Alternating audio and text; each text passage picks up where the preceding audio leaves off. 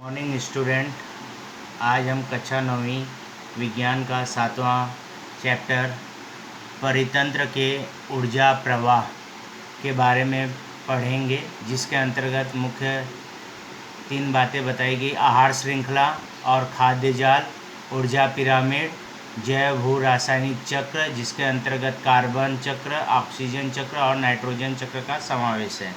पुनरावलोकन करते हुए सबसे पहले परितंत्र के ऊर्जा प्रवाह है। तो परितंत्र, पहला क्वेश्चन आता, परितंत्र क्या है? तो परितंत्र, इसे आप लोग पूर्व कक्षाओं में पढ़ चुके हो। किसी परिवेश के जैविक तथा अजैविक घटकों और उनके बीच के पारस्परिक अंतःक्रिया द्वारा निर्मित तंत्र को हम परितंत्र कहते हैं। किसी परिसर के जैविक और जैविक घटक होते हैं और अजैविक घटक होते हैं, उनके बीच की जो अंतःक्रिया होती है, पारस्परिक अंतःक्रिया होती है, उसके द्वारा जो निर्मित तंत्र होता है उसी को हम परितंत्र कहते हैं। दूसरा, परितंत्र के विभिन्न प्रकार कौन से हैं? तो परितंत्र के मुख्य रूप से अगर देखा जाए तो 2 विभाग है, जलीय परितंत्र तथा भू परितंत्र। इसके अलावा जगह परितंत्र का जो होगा समावेश उसके हिसाब से, जैसे जलीय परितंत्र के अंतर्गत जैसे छोटा सा जंगल की बात कर लेते हैं। जंगल के अंदर के जो भी सजीव जैविक और अजैविक घटक है उनको लेकर अलग परितंत्र बनता है। मतलब जगह को ध्यान में रखते हुए अलग अलग परितंत्र बनते रहता है, लेकिन मुख्य रूप से देखा जाए तो जलीय परितंत्र होता है और भू परितंत्र होता है। परितंत्र के जैविक और अजैविक घटकों की अंतःक्रियाएं किस पद्धति से घटित होती हैं? अंतःक्रिया किस पद्धति से घटित होती है? जैसा कि पहले परितंत्र की परिभाषा के अंतर्गत ही बता दिया गया कि जैविक और अजैविक घटकों की अंतःक्रिया का ही जो अंतःक्रिया का जो तंत्र निर्माण होता है उसी को हम परितंत्र कहते हैं। तो किस पद्धति से होता है? तो यहाँ पे हम ये कह सकते हैं, जैसे अजैविक घटक कौन कौन से हैं? हवा, पानी, मिट्टी, सूर्य प्रकाश, तापमान, आर्द्रता, ये अजैविक घटक हैं जिस पे कि वहाँ के जो जैविक घटक सजीव होते हैं वो निर्भर होते हैं। सजीवों की संख्या तथा उनकी जीवित रहने की क्षमता अजैविक घटकों के अनुसार निश्चित की जाती है। अजैविक तथा जैविक घटकों में सतत होने वाली अंतःक्रिया के कारण अजैविक घटक कम ज़्यादा होते रहते हैं। तो मतलब कहने का मतलब ये हुआ कि जैविक घटक और अजैविक घटक दोनों एक दूसरे के ऊपर निर्भर होते हैं। हाँ, जैसे वहाँ के सजीवों की संख्या बढ़ी उसी हिसाब से अजैविक घटकों का भी ज़रूरत बढ़ता चला जाता है। आगे, परितंत्र का ऊर्जा प्रवाह एनर्जी की बात हो रही है कि कैसे एक से दूसरे से तीसरे पे कैसे बढ़ता है। तो यहाँ पे देखिए, पिछली कक्षा में हम पोषण पद्धति के अनुसार सजीवों का वर्गीकरण पढ़ चुके हैं।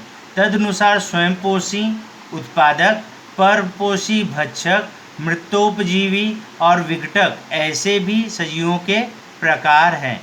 परिवेश के परितंत्र के विभिन्न भक्षक स्तर अनुसार उनका निरीक्षण हम करेंगे। तो यहाँ पे 4 है: प्राथमिक भक्षक शाकाहारी, द्वितीय भक्षक मांसाहारी, सर्वोच्च भक्षक और सर्वभक्षी मिश्राहारी। तो यहाँ पे उदाहरण देख सकते हैं, टिड्डा, गिलहरी, हाथी। हाँ, ये शाकाहारी प्राणी है। ये मुख्यतः भोजन के लिए स्वयंपोषी वनस्पतियों पर निर्भर होते हैं। उत्पाद क्या है? वनस्पतियाँ हैं। हाँ, प्रत्यक्ष रूप से निर्भर होते हैं। द्वितीय भक्षक में मांसाहारी, मेढक, उल्लू, लोमड़ी, ये शाकाहारी प्राणियों का अन्न भोजन के रूप में उपयोग करते हैं। सर्वोच्च भक्षक के अंतर्गत शेर, बाघ मांसाहारी प्राणियों का भक्षण करने वाले हैं। अन्य प्राणी इन्हें नहीं खा सकते। सर्वोच्च भक्षक का भक्षण और कोई नहीं कर सकता, इसलिए इसे सर्वोच्च भक्षण कहा गया है। सर्वभक्षी मिश्राहारी से तात्पर्य है कि ये शाकाहारी और मांसाहारी दोनों प्रकार के होते हैं। उदाहरण है मनुष्य और भालू।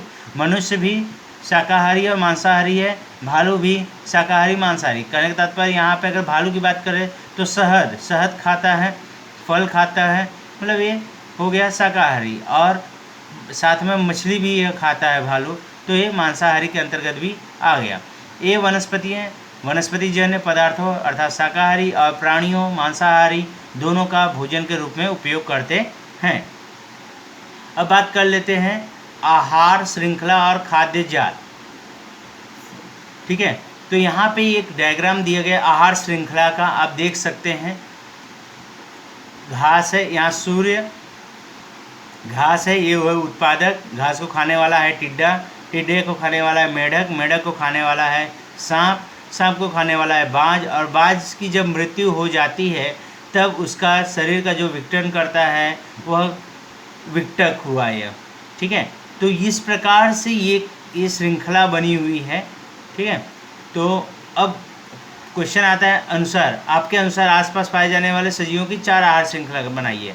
तो 4 आहार श्रृंखला आप बना सकते हैं, जैसे कुछ भी आप बना सकते हैं। जैसे यहाँ पे एग्जांपल दे देता हूँ, जैसे उत्पादक है, घास की बात कर लिया, घास को, इसके अलावा ये एक श्रृंखला बनी हुई। इसके अलावा अगर बात करें, घास को खाने वाला वनस्पति, मतलब घास मतलब वनस्पति से तात्पर्य है, तो वनस्पति जैसे चूहा खाता है, चूहे को सांप खाएगा, सांप को बाज खाता है। हाँ, जलियों की बात कर लेते तो जलों में मतलब पाई जाने वाली जो छोटी वनस्पतियाँ होती हैं उस पे छोटी मछलियाँ निर्भर होती हैं। छोटी मछली को बड़ी मछली खाती है, बड़ी मछली को बगुला या जो मछली को खाने वाले अन्य सजीव हैं, हाँ, पक्षी वर्ग हो गया, जैसे भालू हो गया, वो बोल सकते हैं। इसी प्रकार से हम श्रृंखलाएं बना सकते हैं। उत्पादक, भक्षक और मृतोपजीवी सजीव में सदैव अंतर्क्रिया होती है। मृतोपजीवी से तात्पर्य वही विघटक से है। तो उत्पादक ये रहा, ये भक्षक हैं जो एक दूसरे का भक्षण करते रहते हैं अलग अलग स्तर पे, और लास्ट है जब सर्वोच्च भक्षक जो होता है, जब उनकी मृत्यु हो जाता है तो उनके शरीर का विघटन करने के लिए मृतोपजीवी। तो इन तीनों के बीच में उत्पादक, भक्षक, मृतोपजीवी, इनके बीच में सदैव अंतर्क्रियाएँ चलती रहती हैं। इन अंतर क्रियाओं का एक क्रम होता है, इसे ही आहार श्रृंखला कहते हैं, जैसा कि यहाँ पे एक डायग्राम में दिखाया गया है। हर आहार श्रृंखला में ऐसी 4 या 5 से अधिक कड़ियाँ होती हैं।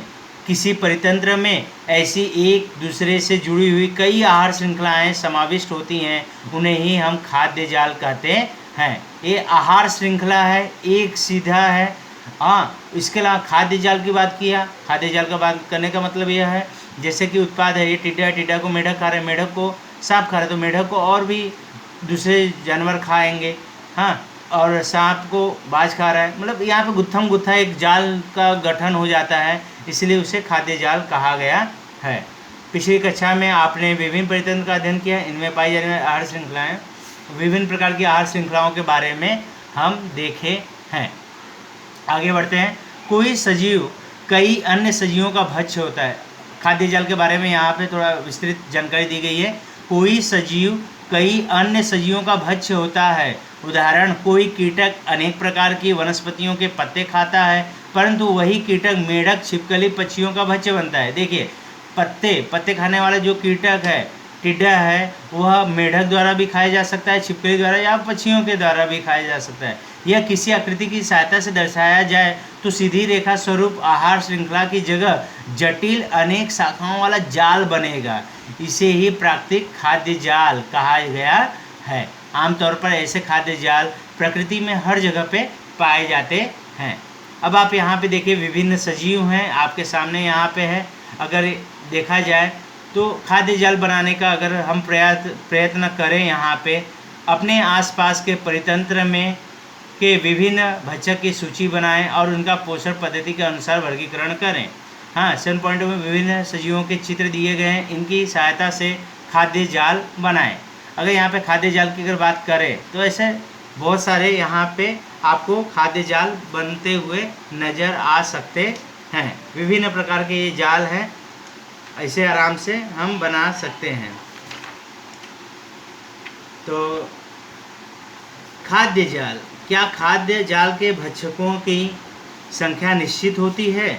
अगर यह क्वेश्चन किया जाए तो खाद्य जाल के भक्षकों की जो संख्या है वह अनिश्चित होती है, अलग अलग होती है। ठीक है, तो इसका उत्तर क्या होगा? नहीं। हाँ, कई प्रकार के भक्षक यदि एक ही प्रकार के सजीवों का भक्षण करें तो क्या इसका परितंत्र पर क्या असर होगा? यह भी एक है, सोचने वाली बात है। हाँ, परितंत्र पर बुरा असर दिखेगा। बुरा असर का तात्पर्य क्या है? अगर एक ही भक्षक को ज़्यादा लोग अगर खाते हैं तो परितंत्र मतलब भक्ष्य से ज़्यादा अगर भक्षक होगा तो किसी न किसी की संख्या में ऊपर नीचे हो सकता है। खाद्य जाल में संतुलन होने के लिए आवश्यकता क्यों है? खाद्य जाल संतुलित होगा तभी पर्यावरण सही से रह सकता है। पर्यावरण की सुरक्षा के लिए सभी चीज़ों का रहना अनिवार्य है। एक बार इसे समझने का हम लोग प्रयत्न करते हैं। जैसा कि यहाँ पे सूची बताया गया है, तो घास जैसे टिड्डा खा रहा है, टिड्डा को खाने वाला है चिड़िया को खाने वाला है बाज को बाज खा लेगा। फिर इसके बात करें तो इसको खाने वाला है गिलहरी, बराबर। और ये जो फल है ये खा रहे हैं, ठीक है। और इसको खाने वाला ये भी है।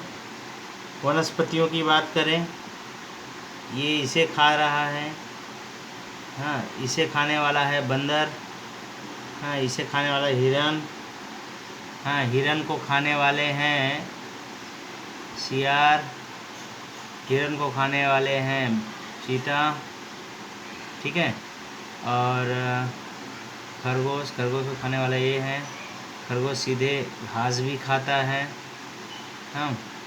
तो ये सब है, तो इतना इत्यादि प्रकार का है। जैसे जिराफ है, जिराफ को ये खा लेगा।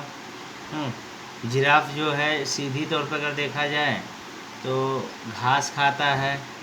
तो इस प्रकार से ये जो है खाद्य जाल का निर्माण होता चला जाएगा, ठीक है। एक बार से फिर से देख लेते हैं, क्या खाद्य जाल के भक्षकों की संख्या निश्चित होती है? तो इसका जवाब होगा नहीं। कई प्रकार के भक्षक यदि एक ही प्रकार के सजीवों का भक्षण करें तो इनका परितंत्र पर क्या असर होगा? तो परितंत्र का संतुलन बिल्कुल बिगड़ जाएगा। खाद्य जाल में संतुलन होने की आवश्यकता क्यों है? खाद्य जाल में संतुलन होने की आवश्यकता इसलिए है क्योंकि यदि एक की भी संख्या बढ़ी तो दूसरा जो होगा वह अपने आप क्या होगा, उसका संतुलन बिगड़ जाएगा। भक्ष्य अगर ज़्यादा हो गया, भक्ष्य की कमी हो गई तो उनका जो मात्रा है लगातार बढ़ते चली जाएगी।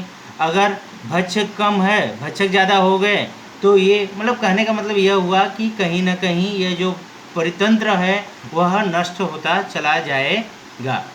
घर पर भोजन करते समय एक मज़ेदार निरीक्षण कीजिए। थाली में परोसे गए, ये आप अपने घर पे देख सकते हैं कि थाली में आप किन किन पदार्थों का सेवन करते हैं, वह किस आहार श्रृंखला आप स्वयं बना सकते हैं।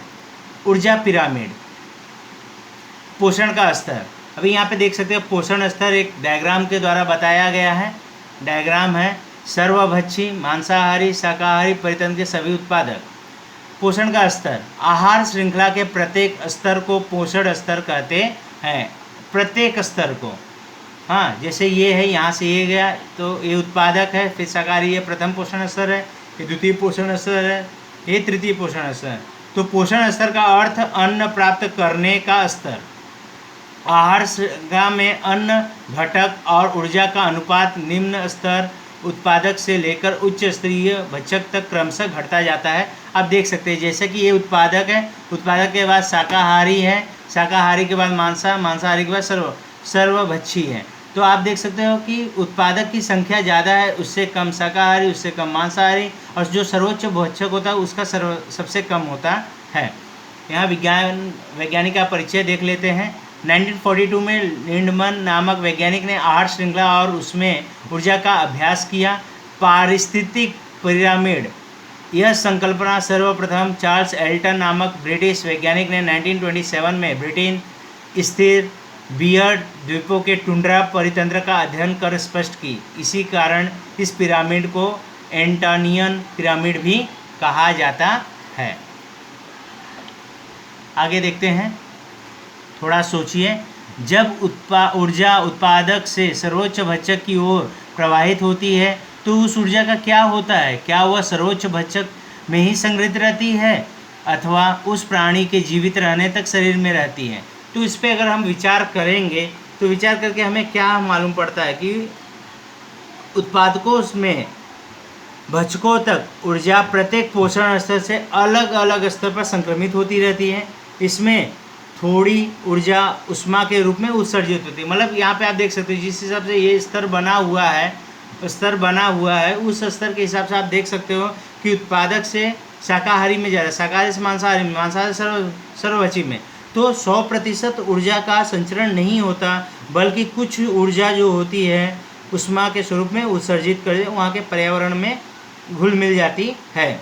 सरोज भक्षक के मृत्यु होने के पश्चात, जब ये बात है कि क्या संग्रहित रहती है, नहीं, जब वो उसकी मृत्यु हो जाती है तो उसकी मृत्यु के पश्चात विघटक उनके शरीर का ऊर्जा उपलब्ध हो जाती है। विघटक उसका शरीर का विघटन करते हैं और वह जो ऊर्जा होती है उन्हें प्राप्त हो जाती है। मृत अवशेषों से खाद्य प्राप्त करते समय विघटक जो है जीवाणु जटिल कार्बनिक पदार्थों का अवशोषण करते हैं और उसको सरल कार्बनिक पदार्थों में करते हैं, और जिससे वो सहजता से पर्यावरण को पुनः मिल जाते हैं। तो यह कह सकते हैं कि ऊर्जा सरोज भक्षक में ही संग्रहित नहीं रहती, सरोज भक्षक के जीवित रहने पर उसके दैनिक जीवन की सभी क्रियाओं के लिए इस ऊर्जा का उपयोग होता है। एग्जाम्पल के तौर पर अगर देख लें, जैसे हम अब भोजन करते हैं, भोजन हम रोज़ करते हैं, सुबह करते हैं, शाम को करते हैं, सुबह करते हैं, बाद में हम जब करते हैं कार्य करते करते बाद में हमें थकान महसूस होती है, बाद में हम जब भोजन करते हैं तो वापस से हमें एनर्जी मिल जाती है, ऊर्जा मिल जाती है। तो कहने का तात्पर्य है कहीं ना कहीं जब हम कार्य कर रहे हैं यह ऊर्जा धीरे धीरे क्या होती है, वह पर्यावरण में भी उत्सर्जित कर दी जाती है। सर्वोच्च भक्षक की मृत्यु के उपरांत आहार श्रृंखला की ऊर्जा हस्तांतरण के समय अगर उनमें संग्रहित रही तो क्या होगा? अगर निसर्ग में सूक्ष्म जीव विघटन न हो तो क्या होगा? तो कहने का मतलब वही हुआ लास्ट में जो इसके पहले वाले में बताया गया था। सर्वोच्च भक्षक की मृत्यु होने के उपरांत भी उनका विघटन नहीं होगा तो उनका ढेर जमा हो जाएगा। अगर निसर्ग में सूक्ष्म जीव व फफूंद जैसे घटक नहीं होंगे तो विघटनशील पदार्थों का ढेर जमा हो जाएगा और परितंत्र में असंतुलन लगातार बढ़ता चला जाता है। तो अब यहाँ पे देखिए जलीय ऊर्जा पिरामिड के हिसाब से यहाँ पे बताएं, यहाँ पे भी वही है कि प्राथमिक जो भक्षक होगा उससे कम प्रथम पोषण स्तर होता है, फिर द्वितीय, फिर तृतीय होता है। यहाँ पे जलीय ऊर्जा पिरामिड करके बताया गया है। देखिए यहाँ पे आकृति 7.2 में दिखाए गए पिरामिड में प्रत्येक स्तर पर ऊर्जा का प्रवाह दिखाया गया है। आहार श्रृंखला में अनेक ऊर्जा विनिमय स्तर होते हैं। ऊर्जा विनिमय स्तर की रचना के अनुसार जब ऊर्जा का हस्तांतरण होता है तो मूल ऊर्जा धीरे धीरे कम होती जाती है। उसी प्रकार सजीवों की संख्या में निम्न स्तर से उच्च स्तर की ओर कम होती जाती है।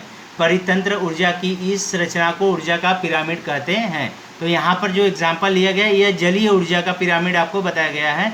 शुरू से लेकर लास्ट जो सर्वोच्च होता है वहाँ तक ऊर्जा आप देख सकते हैं धीरे धीरे क्या होता है, क्रमशः कम होता चला जाता है।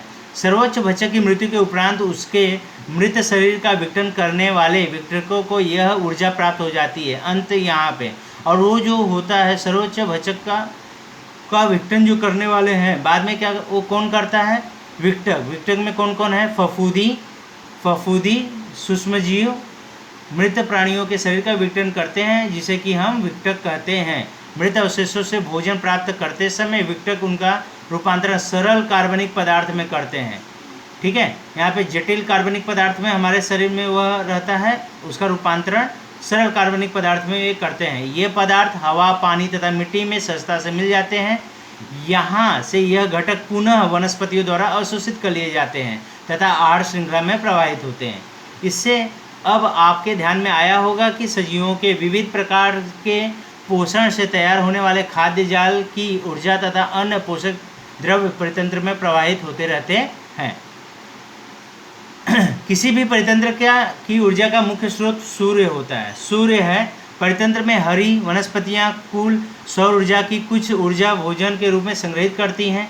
विघटकों तक पहुंचने के पूर्व ये ऊर्जा एक पोषण स्तर से दूसरे पोषण स्तर की ओर प्रवाहित की जाती है। विघटकों द्वारा उनमें से कुछ ऊर्जा उष्मा के रूप में उत्सर्जित होती है, परंतु उसमें से कोई भी ऊर्जा सूर्य की ओर वापस नहीं आती। इसलिए ऊर्जा के प्रवाह की दिशा जो है एक दिशीय मानी गई है। ठीक है, अब आगे का हम लोग अगले वाले वीडियो में देखेंगे। धन्यवाद।